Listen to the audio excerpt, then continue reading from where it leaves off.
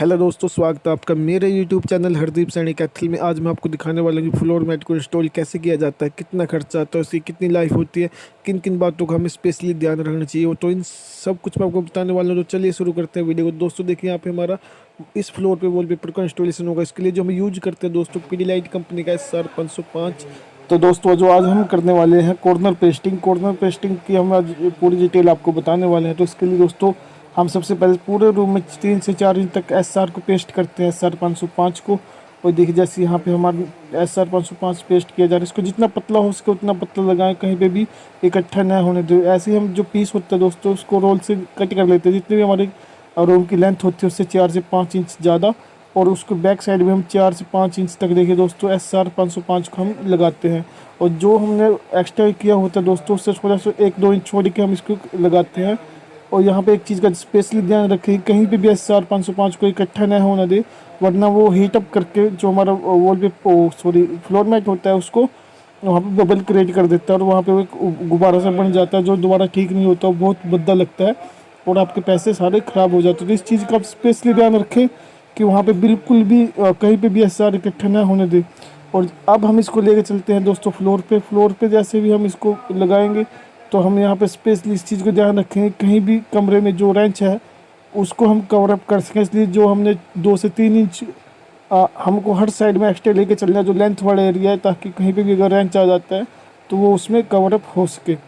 तो इसको पूरा ध्यान से बहुत आराम से लगाएं, क्योंकि अगर एक बार ये पेस्ट हो जाता है SR505 तो ये बहुत जल्दी अपनी पकड़ बना लेता है।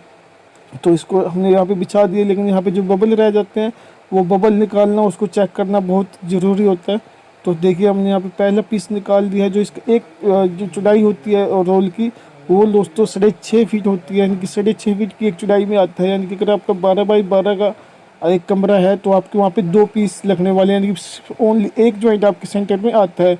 अगर आपका इससे ज़्यादा है तो आपके मैक्सिमम 2 जॉइंट इसमें आते हैं। तो जो बहुत अच्छे लगते हैं जॉइंट का, इसमें बिल्कुल भी पता नहीं चलता है इंस्टॉलेशन होने के बाद में। तो जो हम इसकी कोई हवा रह जाती है, इसको प्लेन करने के लिए दोस्तों हम एक फट्टी की हेल्प से उसको, अगर उस पर कपड़ा लपेट के उसको हम उस पर अगर रख लेंगे तो उसके जो भी जितनी भी ज्वाइंट होगी, हवा होगी, बबल होगी, वो बिल्कुल प्लेन होते जाएंगे। और ये दोस्तों एक बात और मैं बता देता हूँ, जब भी आप वॉलपेपर इंस्टॉल करने से पहले एक बात अच्छे से ध्यान रखें कि इसमें अच्छे से उस कमरे की सफाई कर लें। और उसके एक लोहे वाली पत्ती, जो वॉल पुट्टी वाली पत्ती आती है, उसके साथ उसको एक बार रगड़ दें, जाकि इसमें हल्के से भी कोई अप डाउन है उसको हम बिल्कुल प्लेन कर दें। अदरवाइज जो बिल्कुल उभर के आपके दिखेंगे वो थोड़े भद्दे लगते हैं। तो इस चीज़ का स्पेशली ध्यान रखें कि जब भी वॉलपेपर इंस्टॉल करने से पहले कमरे की बहुत अच्छे से सफाई करें, उस पर कुछ भी अप डाउन या कुछ भी खुरदरा नहीं होना चाहिए। अदरवाइज आपका वॉलपेपर ख़राब भी जल्दी होगा और वो पेस्ट भी अच्छे से नहीं हो पाएगा। तो उसके बाद दोस्तों जो हमारा काम होता है कटिंग का, कटिंग करने के लिए दोस्तों हम यूज करते हैं पेपर कटर को, जो किसी भी हार्डवेयर या बुक सेलर की शॉप पे आपको आसानी से मिल जाता है अगर आप उसको लेना चाहते हैं तो, या अगर आप इसको खुद से इंस्टॉल करना चाहें तो ये जो टूल्स होते हैं इसके बहुत आसानी से अवेलेबल होते हैं, आप कहीं से भी इसको ले सकते हैं। तो इसको हमें कटिंग करने के लिए दोस्तों, जैसे मैंने बताया, इसको बिल्कुल प्रॉपर में कोने में मिला के फट्टी की हेल्प से तब इसकी कटिंग करेंगे। अदरवाइज वो थोड़ा सा गैप रह जाएगा, वो आपका भद्दा लगता है। ये बिल्कुल कटिंग करके बिल्कुल नज़दीक से जो कॉर्नर है वहाँ से हम इसकी कटिंग करेंगे।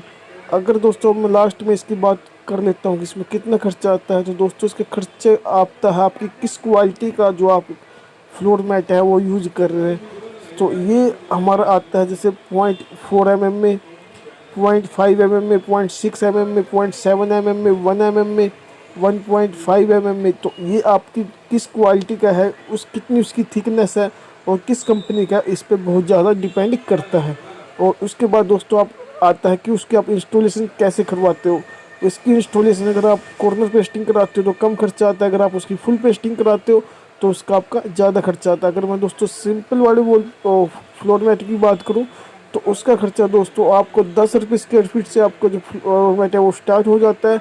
विद इंस्टॉलेशन आपको मतलब 17 से 18 रुपये स्क्वायर फीट इसका खर्चा आ जाता है अगर आप इंस्टॉल करवाते हैं तो।